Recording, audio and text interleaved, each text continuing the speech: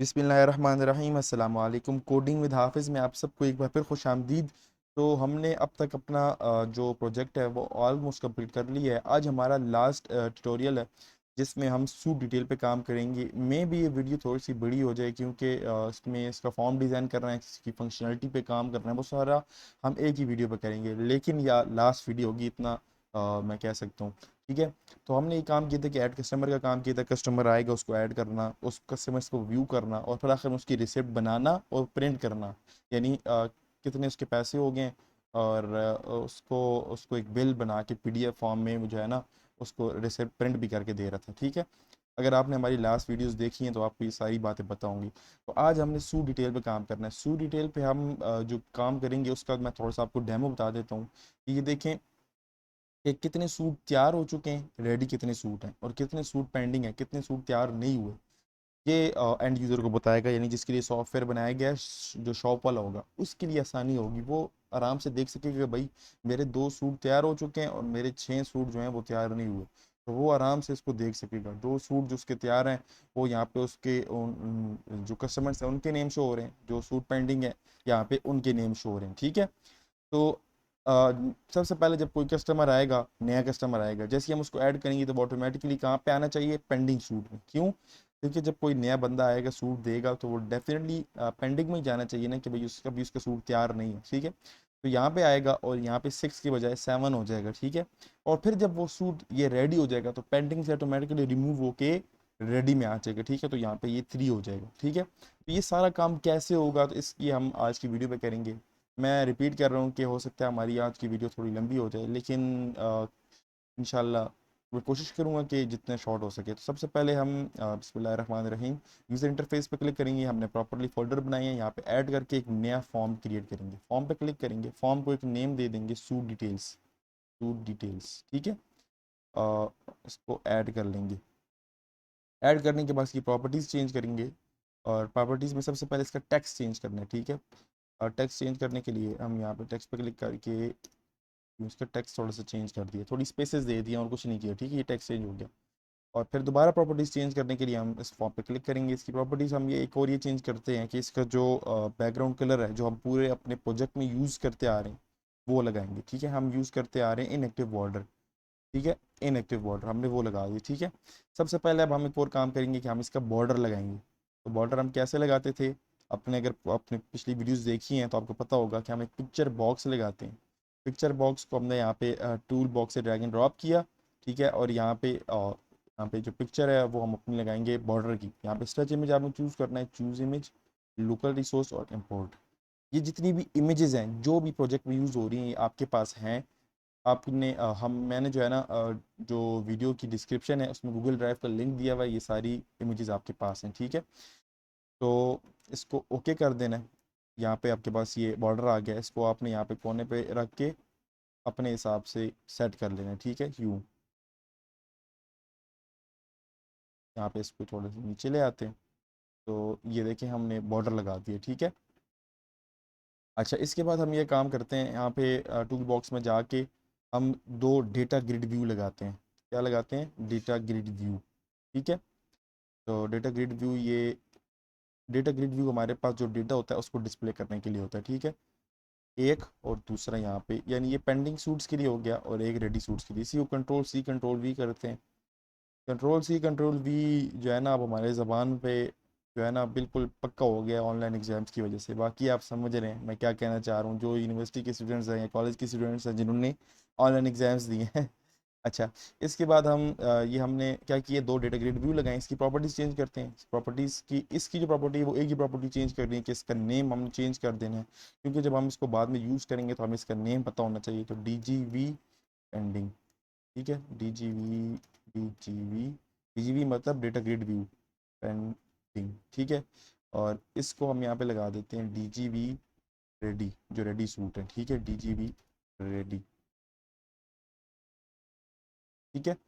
ये हमने इसकी प्रॉपर्टी दोनों की चेंज कर दी। अब हम यहाँ पे एक और चीज़ लगाते हैं, उसको कहते हैं पैनल।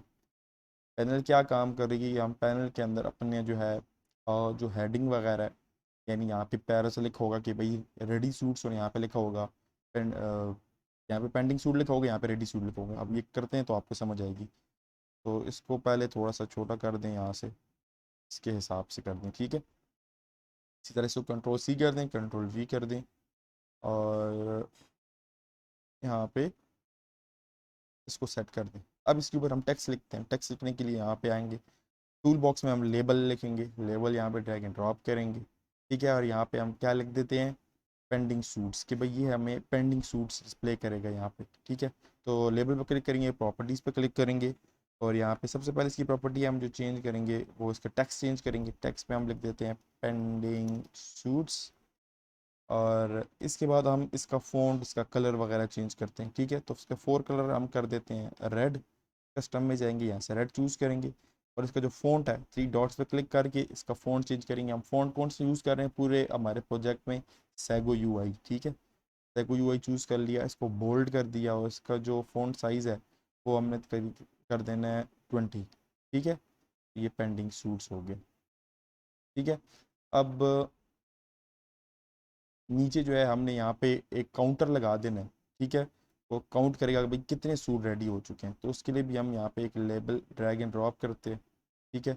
उस लेबल की प्रॉपर्टी चेंज करते हैं, यहाँ पे आते हैं, प्रॉपर्टीज़ पे क्लिक करते हैं, और यहाँ पे लेबल को नेम देते हैं फ़िलहाल 5, कि भाई 5 सूट जो है पेंडिंग में, ठीक है। ये ऑटोमेटिकली चेंज होता जाएगा। इसकी फंक्शनलिटी पे हम काम करेंगे, यानी ये जैसे ही पेंडिंग सूट कम होगा तो यहाँ पे 4 आ जाएगा, ठीक है। तो अब इसके भी जो है ना थोड़ा सा फ़ॉन्ट बड़ा कर देते हैं, इसका फ़ॉन्ट 16 कर देते हैं हम, और ठीक है, 16 कर दिए तो ये थोड़ा बड़ा हो गया, ठीक है।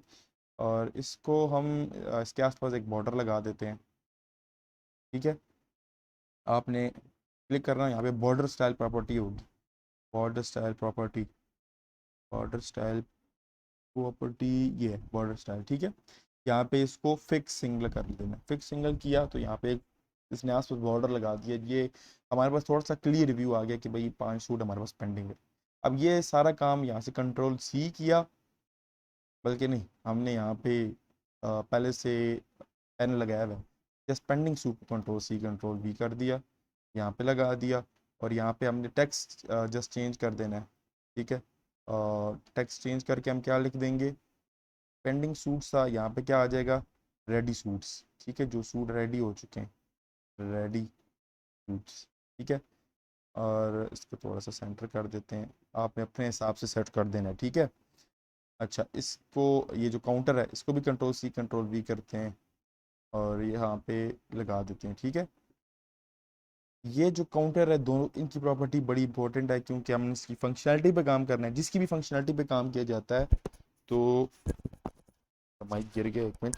जिसकी भी फंक्शनैलिटी पे काम किया जाता है ना, तो उसकी जो नेम है खासकर वो बड़ा इंपॉर्टेंट होता है, ठीक है। तो पेंडिंग काउंटर, ठीक है, इसका हमने नाम चेंज कर दिया पेंडिंग काउंटर। इसका आप क्या नाम रख देंगे, आपके जहन में आ चुका होगा, रेडी काउंटर, ठीक है। हमने अपना सारा काम कर लिया। अब हम लास्ट में क्या रह गया जी, यहाँ पे बटन नहीं लगाया हमने, यहाँ भी बटन लगाने, यहाँ भी बटन लगाना है। बटन क्या काम करेगा मैं आपको बताता हूँ। यहाँ पे आपने टूल बॉक्स में जाके बटन पे जाना। मैं चूंकि अपना ये लास्ट ट्यूटोरियल है इस हमारे सीरीज़ का जो टेलीशॉप मैनेजमेंट सिस्टम है, तो मैं काम थोड़ा तेज़ कर रहा हूँ। अब तक आप इंशाल्लाह इतने स्किलफुल हो गए होंगे कि आप जो है इस थोड़ा मेरी स्पीड जो तेज़ है इसको समझ रहे होंगे, ठीक है। तो यहाँ पे भी इसका आगे टेक्स्ट चेंज करना है, यहाँ पे लिख देना है जी रेडी, और यहाँ पे प्लस, प्लस मतलब समझ रहे हैं ना कि पॉजिटिव रेडी है, ठीक है, प्लस। तो यूँ कर देना है। इसकी थोड़ा सा कलर वगैरह चेंज करते हैं, कलर इसको ऐसे करते हैं ना, इसका जो बैकग्राउंड कलर है इसको हम कर देते हैं रेड, यानी बटन जो है ना रेड हो जाएगा, ठीक है, रेड हो गया। इसके ऊपर जो टेक्स्ट है ना वो वाइट कर देते हैं, तो ये थोड़ा सही हो जाएगा। कस्टम में आके यहाँ से देखें यूँ कर दिया, और इसका जो फ़ॉन्ट साइज़ है वो इंक्रीज़ करके हम थोड़ा सा 16 कर देते हैं, ठीक है, रेडी। इसको सेंटर में नहीं लेकर आते, उसकी मैं रीज़न आपको बताता हूँ। अच्छा, इसकी हम एक और प्रॉपर्टी चेंज कर दें, इसका नेम चेंज कर देते हैं, तो रेडी बटन, ठीक है, रेडी बटन। और इसी तरह आप इसको कंट्रोल सी कंट्रोल वी किया, यही बटन हमने यहाँ भी लगा दिया। अब यहाँ पे इसकी प्रॉपर्टी चेंज करते हैं, रेडी की बजाय पेंडिंग लिख देते हैं, पेंडिंग, साथ माइनस लगा देते हैं कि भाई हमने यहाँ से कम करना है इसको, ठीक है। थोड़ा सा बड़ा करना पड़ेगा, ठीक है। पेंडिंग। और इसकी एक और प्रॉपर्टी चेंज करनी है कि इसको, इसका नेम चेंज करना है। हमने इसका क्या नेम दिया था रेडी वाले का? रेडी बटन दिया था आई थिंक। यहाँ पे पेंडिंग बटन लगा देते हैं, पेंडिंग बटन, ठीक है। अच्छा, ये क्या काम करेगा कि यहाँ पे जैसे कोई यूज़र होगा, कोई कस्टमर, आई थिंक इसका मिसाल के तौर पर कस्टमर का नेम है ना, कोई कोई कस्टमर है उमैर। अब उसको उमैर को जैसे ही हम उमैर पर क्लिक करके रेडी पे दबाएंगे तो यहाँ से रिमूव हो जाएगा और यहाँ पे आ जाएगा, ठीक है। अब यहाँ पे हम एक और काम करते हैं, यहाँ पे हम एक टेक्स्ट बॉक्स लगाते हैं। टेक्स्ट बॉक्स, आप सोच रहे होंगे भाई ये क्या कर रहा है, ये टेक्स्ट बॉक्स क्यों लगा रहा है, मैं आपको बताता हूँ। इसको बटन को थोड़ा सा इधर करते हैं, इस टेक्स्ट बॉक्स को यूँ कर देते हैं, ठीक है। पहले इस कंट्रोल सी कंट्रोल वी करके यहाँ भी लगा दें। इस बटन को थोड़ा सा यूँ कर दें और इसको थोड़ा सा इधर कर दें। अच्छा, ये काम करेगा कि मिसाल के ऊपर मैं इमेज से आपको समझाता हूँ। ये देखिए, ये नेम है सारे। जैसे ही मैं ये उज़ैर खान है पहला नेम, इस पर क्लिक करूँगा ना, इसकी जो आईडी है वो यहाँ पे टेक्स्ट बॉक्स में डिस्प्ले हो जाएगी। इससे हम ये फ़ायदा होगा कि हमें जब हमें डिस्प्ले हो जाएगा कि भाई हमने सही कस्टमर के नेम पे क्लिक किया। ये नहीं हमने गलती से मिसाल के तौर पर 2 के बजाय 5 को, 5 पे क्लिक करके रेडी कर दी है, ठीक है। तो वो अब उज़ैर खान के बजाय शहराज का सूट तैयार हो गया होगा हमारे जहन में। हम बेगम हो गए होंगे कि भाई शहराज का सूट तैयार है, अब इसका सूट तैयार नहीं होगा। हमें यहाँ पे आईडी नंबर डिस्प्ले होगा, तो हम उसको थोड़ा गौर से देख लेंगे, ठीक है। अ, ठीक है। अच्छा, इसकी प्रॉपर्टी चेंज करते हैं। प्रॉपर्टी चेंज करने के लिए इसकी टेक्स्ट बॉक्स पे क्लिक करेंगे और यहाँ पे text box pending, pending suit है, ठीक है। और यहाँ पे टेक्स्ट बॉक्स जो रेडी सूट है, ठीक है। बस ये इसकी प्रॉपर्टी चेंज करनी है। एक और काम हम करते हैं जाते जाते, वो ये करते हैं, क्योंकि जाते जाते तो नहीं, अभी तो काफ़ी काम है। जाते जाते मैंने इसकी वजह से कहा कि हमारा फॉर्म कंप्लीट होने वाला है। हमने क्या किया, एक पिक्चर बॉक्स जो है ना, ड्रैग एंड ड्रॉप किया। इस पिक्चर बॉक्स में हम एक अपना जो लोगो है वो लगाते हैं। Touch image, use image, local resource, import. और यहाँ पे आपके पास ये सारी इमेजेस हैं। तो जस्ट हमने क्या किया, इमेज को ड्रैग एंड ड्रॉप कर दिया, ठीक है। थोड़ा भी प्यारा लग रहा है ना हमारा ब्रांड का जो थोड़ा लोगो टाइप है, वो यहाँ पे अच्छा लग रहा है, ठीक है।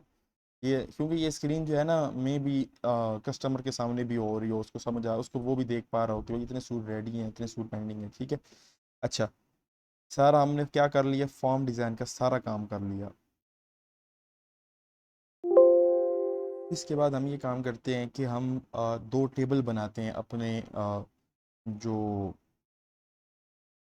माइक्रोसॉफ्ट एसक्यूएल सर्वर है, इसमें हम दो टेबल बनाते हैं, एक पेंडिंग सूट के लिए, एक रेडी सूट के लिए। तो आपने अपना जो डेटाबेस हमने क्रिएट की थी वो आपने ओपन कर लेनी है, ठीक है। डेटाबेसेस में जाना है और डेटाबेसेस में, ये तो मेरे तो काफ़ी सारे बने हुए हैं। और जो इस प्रोजेक्ट के लिए मैंने बनाया था वो टीएमएस था, आपको याद होगा, ठीक है। आपने टीएमएस ओपन कर लेना है, ठीक है। टीएमएस ओपन कर लेना है, न्यू क्यूरी पे क्लिक करेंगे और यूजिंग टीएमएस गो, ठीक है। कि भाई हम ये वाला अपनी जो हमारी डेटाबेस है वो यूज़ करना चाहते हैं, ठीक है। यूजिंग टीएमएस गो, यूजिंग, सिंटेक्स थोड़ा भूला हुआ था, यहाँ से भी चूज़ हो जाएगा। हो सकता है आपको सिंटेक्स याद हो इसका कि क्या था। हाँ, यहाँ से देखिए हमने अपनी टीएमएस डेटाबेस चूज़ कर ली, ठीक है। तो अब हम यहाँ पे दो टेबल जस्ट क्रिएट करेंगे। सो क्रिएट टेबल, टेबल का नाम एक हमने रेडी सूट के लिए करना है, रेडी सूट्स, ठीक है। और एक हमने करना है पेंडिंग सूट के लिए, ठीक है। रेडी सूट के जो एट्रीब्यूट्स हैं, जो कॉलम नेम है वो कौन कौन से हैं, एक आईडी शो होगा, आईडी एंड, उसको हमने कर देना है प्राइमरी की। प्राइमरी की मैं आपको डिटेल में समझाया था क्या होता है, अभी बता देता हूँ। प्राइमरी की हम तब करते हैं कि प्राइमरी की कैन नॉट बी डुप्लीकेटेड, यानी एक आईडी दो दफ़ा नहीं हो सकती, ठीक है, डुप्लीकेट नहीं हो सकती।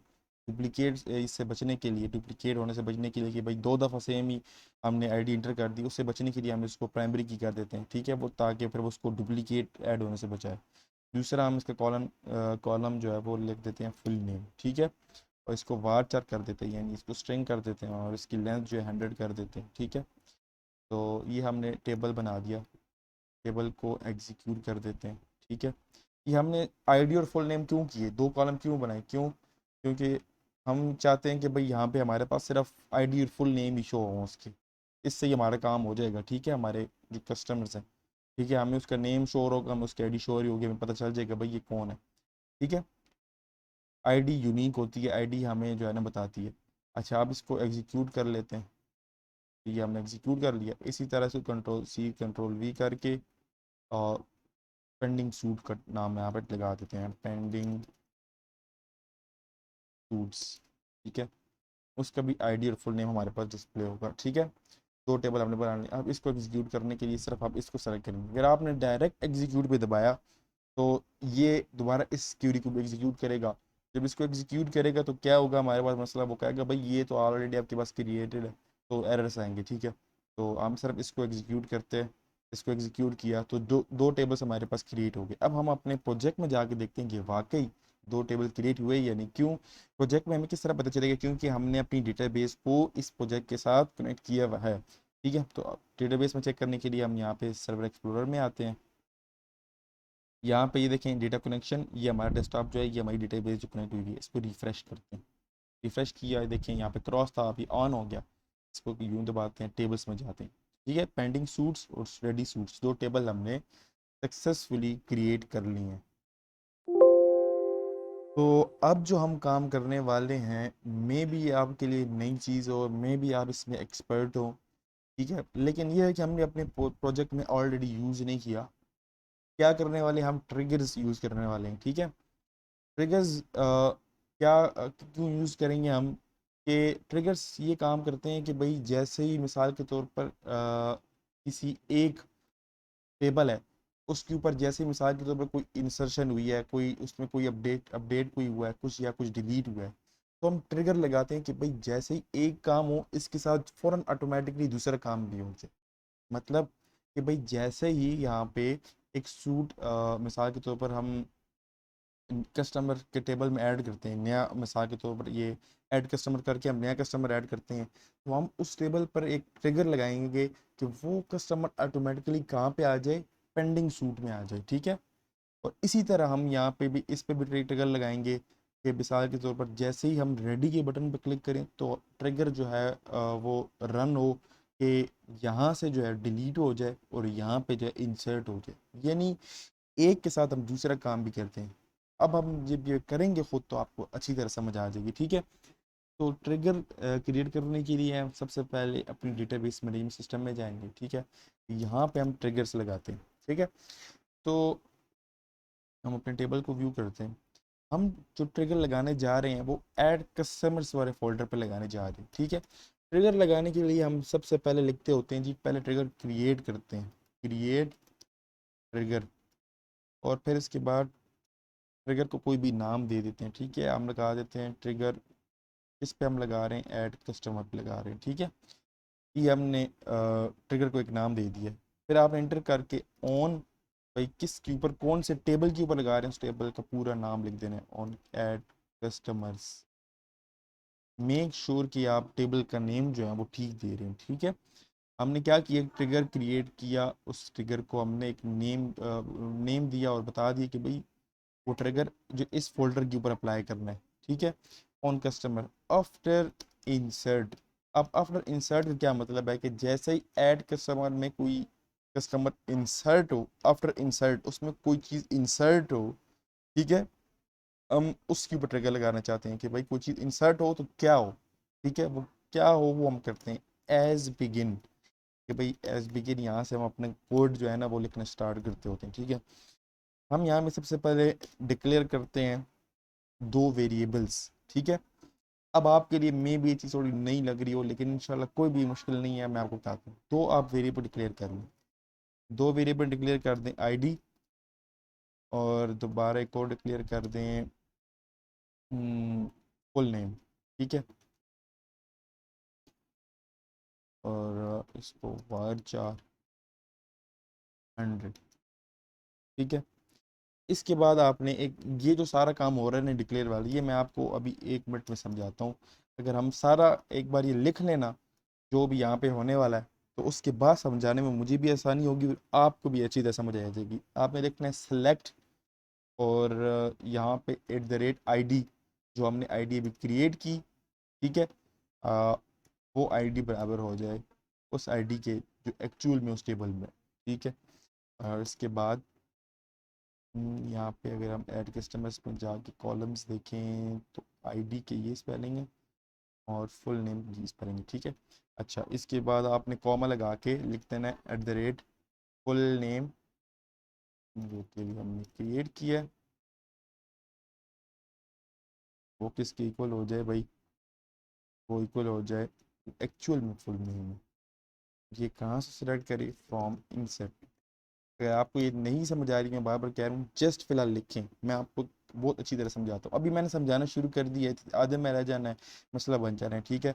तो मैं जस्ट पहले आप ये टाइप कर लें, ठीक है। फिर ये इसके बाद हम टेबल में इंसर्ट कर रहे हैं, इंसर्ट इनटू जो टेबल का नाम है पेंडिंग सूट्स, और इसको वैल्यूज़ दे देनी है। फिर वैल्यूज़ कहाँ से आएंगी, @id और फुल नेम, ठीक है। और एंड हम हमने क्या किया, मैं अब आपको समझाता हूँ। हमने ट्रिगर क्रिएट किया, ट्रिगर को नाम दे दी, यहाँ तक बात समझ आ गई। ट्रिगर किस टेबल पे लगाना चाह रहे हैं, ऐड कस्टमर्स वाले टेबल पे। ऐड कस्टमर वाला टेबल कौन सा था, याद है ना, कि कोई भी कस्टमर आ रहा था तो वो ऐड कस्टमर वाले टेबल में जा रहा था, ठीक है।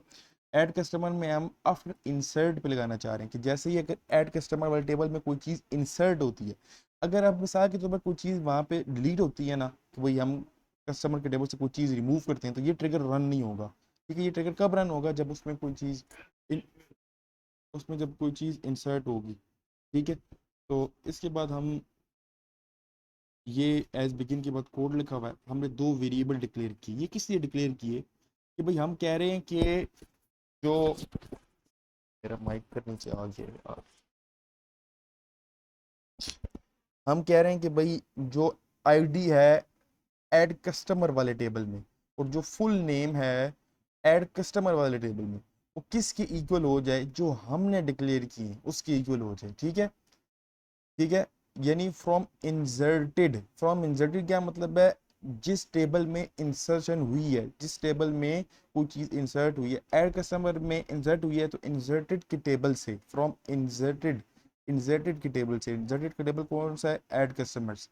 इस ऐड कस्टमर वाले टेबल में क्या करो कि जो हमने दो वेरिएबल डिक्लेयर किए, उस उन दोनों के इक्वल वो वाली वैल्यू कर दो जो ऐड कस्टमर वाले टेबल में है। ठीक है, समझ आ रही है ना। यानी ये वाला आईडी जो है, जो हमने डिक्लेयर किया, इसमें क्या सेव हो जाएगा, आईडी। ये वाला कॉलम जो है ना, ये वाला और ये वाला, इन दोनों में ये फर्क है, ये मैं डिक्लेयर किया और ये हमने ऐड कस्टमर वाले टेबल से पिक किया और यहाँ पे इक्वल करके लिख दिया, ठीक है। तो ऐड कस्टमर में जो आईडी ऐड हुई है वो यहाँ पे आ जाएगी, और जो फुल नेम ऐड होगा वो इसके पास आ जाएगा जो हमने डिक्लेयर किए। फिर हमने उसको पेंडिंग सूट में ऐड करना है, तो इंसर्ट इनटू पेंडिंग सूट, यानी जो अभी नया हमने टेबल बनाया। और वैल्यूज़, तो ये जो हमने डिक्लेयर किए वैल्यूज़ वो वाली हैं, वो हमने लगा। आई होप आपको अच्छी तरह क्लियर हो गया होगा, ठीक है। तो फिर भी नहीं क्लियर हो रहा तो इंशाल्लाह मैं जल्दी एक अपनी पूरी सीरीज़ बनाऊंगा डेटाबेस मैनेजमेंट सिस्टम की। उसमें ट्रिगर्स पे जब आऊँगा तो आपको समझ आ जाएगी। खैर, मैंने अपनी तरफ से पूरी कोशिश की है आपको समझाने की, इंशाल्लाह आपको समझ आ गई होगी। अब इन ट्रिगर को हम एग्जीक्यूट करते हैं। ये एग्जीक्यूट किया और ये सक्सेसफुली एग्जीक्यूट हो गया, ठीक है। अब इस ट्रिगर को हम चेक करेंगे कि भाई वाकई इसने अपना काम किया है या नहीं, ठीक है।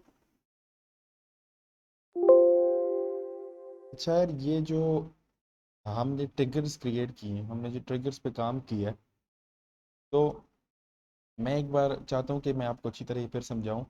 देखें, ये तीन टेबल्स हैं हमारे पास, ऐड कस्टमर, पेंडिंग सूट और रेडी सूट। इस वक्त हमने जो ट्रिगर लगाया वो हमने लगाया है ऐड कस्टमर्स पे, ठीक है। इस पे हमने ट्रिगर लगाया है।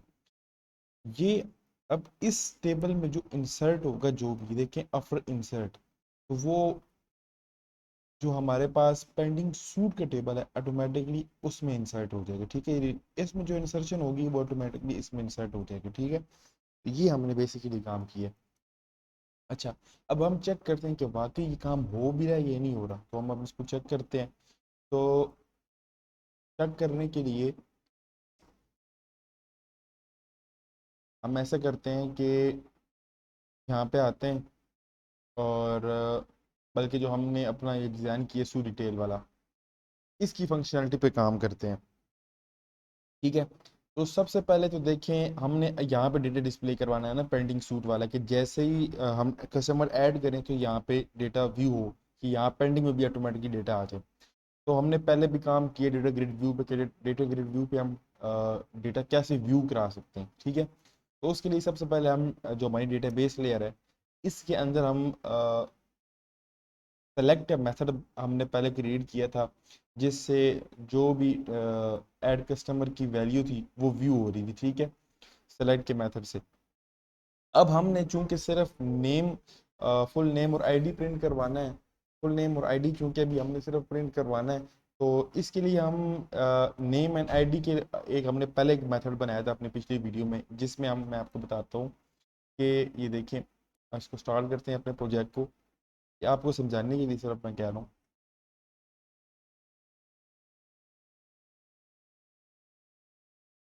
स्टार्ट हो जा।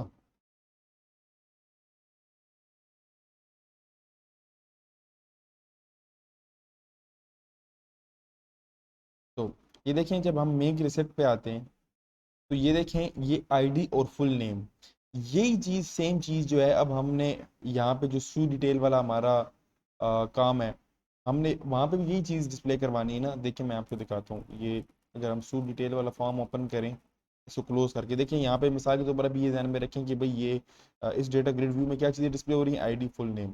ठीक है, हमने सेम यही काम करवाना है, आईडी और फुल नेम हमने डिस्प्ले करवाना है। कहाँ पे, यहाँ पे सूट डिटेल डॉट डिजाइन, यहाँ पे। ठीक है, इस वाली जगह पे। तो इसको करने के लिए हमने क्या किया था अपनी लास्ट वीडियो में, अगर आपने लेक्चर लिए हैं लास्ट वाले, तो हमने इसके लिए ये किया था कि हमने सिंपली हमने अपनी डेटाबेस लेयर में एक फंक्शन बनाया था नेम एंड आईडी के नाम से। ठीक है, तो उसमें ये वाला सारा काम जो मैंने आपको समझाया था, चलो मैं आपको दोबारा समझाया तो इतना मुश्किल नहीं है। हमने नेम एंड आईडी का एक फंक्शन बनाया था। सबसे पहले हमने डेटा टेबल के लिए एक ऑब्जेक्ट क्रिएट किया था। ठीक है, डेटा टेबल जो है ना, हमें डेटाबेस से डेटा जो है ना होल्ड करने के लिए हमारा काम करता है। ठीक है, हम जो डेटाबेस से डेटा आएगा ना, वो डेटा टेबल अपने पास टेम्परेरी होल्ड करता है। ठीक है, फिर एसक्यूएल कनेक्शन हम बनाया था कि भाई ताकि डेटाबेस के साथ हम कनेक्ट हो सकें। इसके बाद हमने एक स्ट्रिंग वेरिएबल बनाया था, उसको अपनी क्यूरी पास कर दी थी। ठीक है, क्यूरी जो भी हमने डेटाबेस पे लिखी है, और वो स्ट्रिंग वेरिएबल हमने एसक्यूएल कमांड को पास कर दिया था। ठीक है, एसक्यूएल कमांड क्या करता है, एसक्यूएल कमांड ये करता है कि जो जो भी हमारी क्यूरी होती है उसको एग्जीक्यूट करता है। ठीक है, यानी ये वाली जो क्यूरी है इसको एग्जीक्यूट करने के लिए क्या काम करता है, एसक्यूएल कमांड अपना काम करता है। इसके बाद पीछे रह गया एसक्यूएल डेटा अडॉप्टर। तो एसक्यूएल डेटा अडॉप्टर जो है, जब क्यूरी हमारी एग्जीक्यूट हो जाती है, तो डेटाबेस से वैल्यू जो आती है वो एसक्यूएल अडॉप्टर सबसे पहले अपने पास रखता है।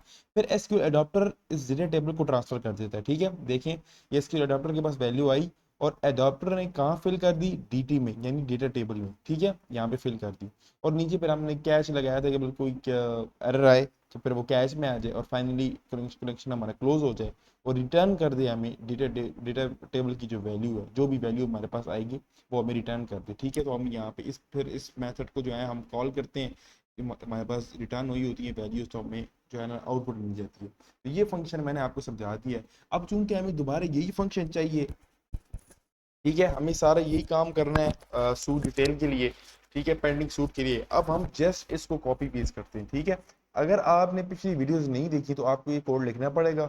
अगर आपने पिछली वीडियोस देखी हैं, आपने प्रोजेक्ट साथ साथ बनाया है, तो इनशाला आपको इस चीज़ की ज़रूरत नहीं पड़ेगी। ठीक है, हम इसको कॉपी करते हैं, कंट्रोल सी,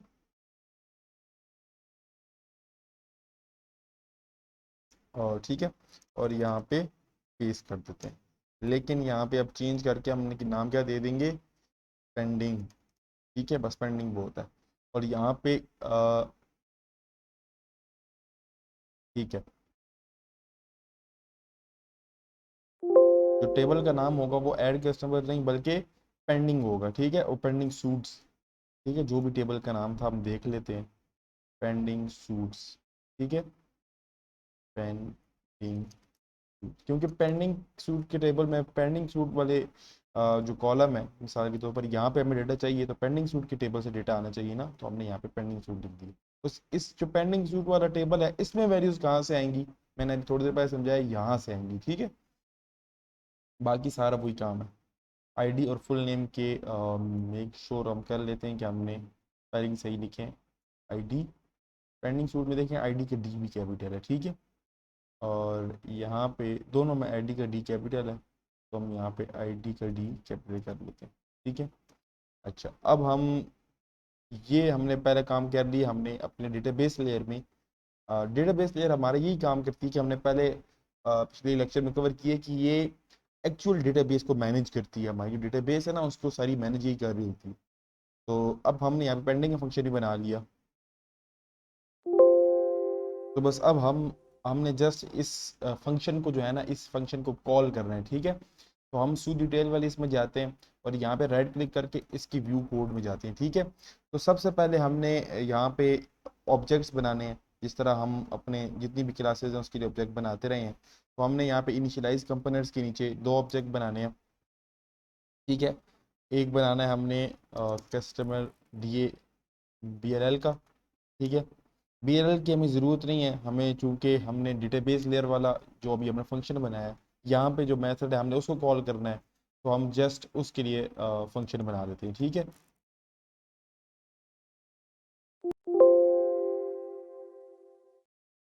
इसके यहाँ पे एंटर करेंगे और यहाँ पे हम कस्टमर डी एल के नाम से जो भी हमारा डीबी लेयर का जो मेथड था हम उसको बनाएंगे। तो ठीक है, dB layer,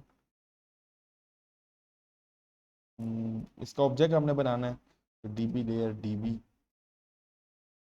layer equal to D equal to new of DB layer. ठीक है, डीबी लेयर। अब यहाँ पे एरर आएगा, आपने शो पोटेंशियल फिक्सेस पे क्लिक करना है और यहाँ पे using tailor show management system. ठीक है, तो ये एरर चला जाएगा। ये हमने काम कर लिया। अब हमने यहाँ पे इसके ऊपर डबल क्लिक करेंगे, यहाँ पे आके डबल क्लिक करेंगे तो फॉर्म लोड का आपका, सॉरी ये तो पिक्चर बॉक्स वाला ओपन हो गया। यहाँ पे इसके ऊपर क्लिक करना है, फॉर्म के ऊपर डबल क्लिक करना है, तो फॉर्म लोड का जो मेथड है वो ऑटोमेटिकली क्रिएट हो जाएगा। ठीक है, अब हमने यहाँ पे जस्ट जो डीबी लेयर का मेथड है वो कॉल करना। ठीक है, तो उसके लिए हम डेटा टेबल, ठीक है, ये सारे काम हमने पहले किए हुए हैं, जस्ट रिवाइज कर रहे हैं हम। Data table is equal to जो अब हमने ऑब्जेक्ट बनाया डी डॉट पेंडिंग। ठीक है, पेंडिंग का टेबल है ना, वहाँ पे हमने पेंडिंग का मेथड बनाया है, उसको हम जस्ट यहाँ पे डेटा टेबल की जो वैल्यूज है डी में, उसमें कहाँ से वैल्यूज आएंगी, पेंडिंग वाले मेथड से। पेंडिंग वाले मेथड जो है वो डेटाबेस से वैल्यू दे रहे हैं, हमने उसको डी में स्टोर कर दी। ठीक है, और फिर जो डेटा ग्रिड व्यू है डीजीवी पेंडिंग वाला, उसमें हमने डेटा को डिस्प्ले करवाना है, तो डीजीवी डॉट पेंडिंग, और इसके बाद हम डेटा सोर्स बताते हैं इसको, data source is equal to D. ठीक है, ऊपर है, यानी क्या हुआ, डेटा टेबल हमने क्रिएट किया, उस डेटा टेबल को वैल्यूज कहाँ से आई, पेंडिंग के मेथड से जो हमने इसमें बनाया, और पेंडिंग के मेथड से कहाँ से वैल्यूज आई, डेटाबेस से। ठीक है, और फिर हमने इस डेटा टेबल में जो वैल्यूज थी वो किसको दे दी, डीजीवी को दे दी। ठीक है, तो अब हम जो है फाइनली इसको ट्राई करते हैं कि वाकई यहाँ पे वैल्यूज आ रही हैं या नहीं आ रही। ठीक है, तो हम, क्या नाम है, जो मेन डैशबोर्ड है इस पे हम क्लिक करते हैं कि जैसे ही सू डिटेल पे क्लिक हो तो क्या हो, हमारा फॉर्म ओपन हो जाए सू डिटेल वाला। ठीक है, यहाँ पे main dashboard, main dashboard design, यहाँ पे सू डिटेल पे डबल क्लिक करना है हमने। ठीक है, और यहाँ पे सू detail, food details, food detail कोई भी उसका ऑब्जेक्ट बना लेना is equal to new of food details, ठीक है, और एस डी डॉट शो कर देना, ठीक है, ये शो हो जाएगा। ये हमने अपना काम कर लिया। और एक और हम काम कर लेते हैं कि हम इसके ऊपर वो हैंड वाला ले आते हैं, कर्सर जो होता है, ठीक है। तो कर्सर के लिए हम यहाँ पे आएंगे, इसको यहाँ से हैंड सेलेक्ट कर लेंगे, ठीक है। जैसे इसके ऊपर माउस लाएंगे तो ये हैंड हो जाएगा। तो अब बिस्मिल्लाहिर्रहमानिर्रहीम स्टार्ट करते हैं कि बाकी हमारा काम हुआ या नहीं। बिस्मिल्लाहिर्रहमानिर्रहीम। अच्छा जी, टू डिटेल पे क्लिक किया, फॉर्म ओपन हो गया, ठीक है। तो बिल्कुल हमारा काम हो रहा है, हमारे पास आईडी और फुल नेम का जो डेटा ग्रिड व्यू है वो डिस्प्ले हो रहा है। लेकिन अब यहाँ पे वैल्यूज़ क्यों नहीं है आपको पता होगा, क्योंकि अभी तक हमने कोई इंसर्शन नहीं की ऐड कस्टमर में न्यू। अब हम पहले क्या करते हैं कि हम ऐड कस्टमर पे जाके यहाँ पे एक न्यू कोई चीज़ इंसर्ट करते हैं किसी को, ठीक है। कोई नया बंदा कस्टमर इंसर्ट करते हैं। कुछ भी इसको नाम दे दिए, ठीक है। बस चलिए इसी को ऐड करते हैं, add customer added, customer add हुआ। अब हम देखते हैं कि वाकई यहाँ पे आया या नहीं आया। फॉर्म क्लोज कर दिया। अब सू डिटेल वाले में आना चाहिए, ठीक है। तो देखिए ऑटोमेटिकली यहाँ पे पेंडिंग सूट वाले में आ गया। तो यही जो काम था हम वो करना चाह रहे थे कि हम कस्टमर ऐड हुआ, यहाँ पे हमने ऐड किया कस्टमर, वो कहाँ पे आ गया, पेंडिंग सूट में आ गया, ठीक है। तो अल्हम्दुलिल्लाह ज़बरदस्त, बहुत आला हमारा काम हो गया यहाँ तक। अब हमने ये काम करना है कि हम इसको जैसे ही इस पर क्लिक करके यहाँ पे इसकी आईडी आएगी, रेडी पे दबाएंगे तो ये रेडी में चला जाएगा सूट, ठीक है। तो इसका पार्ट बी जो है ना मैं बनाऊंगा, यहाँ तक हम पार्ट वन जो है ना अपलोड करते हैं यूट्यूब चैनल पे। और आप यहाँ तक काम करें, इसके बाद इंशाल्लाह मैं इस साथ ही दूसरी वीडियो बनाता हूँ, क्योंकि वीडियो काफ़ी लंबी हो जाएगी, अभी भी चाहती 35-40 मिनट की हो गई है। तो फिर जो यूज़र्स आते हैं वो कहते हैं यार वीडियो इतनी लंबी है, छोड़ो इसको, देखते ही नहीं। हम तो इतनी मेहनत करते हैं लेकिन वो फिर जो है ना नाराज़ हुए होते हैं, ठीक है। तो ज़्यादा से ज़्यादा यही कहूँगा यार, चैनल सब्सक्राइब कर देना, नया चैनल है, 30-40 सब्सक्राइबर हैं अभी, एक प्रोजेक्ट कंप्लीट होने को है। मेहनत करता हूँ यार, से बहुत मेहनत लगती है, आपके सामने है। तो अपने फ्रेंड्स को भी रिकमेंड करें, ठीक है। चलें मिलते हैं फिर अगली वीडियो में, तब तक के लिए अल्लाह हाफिज़।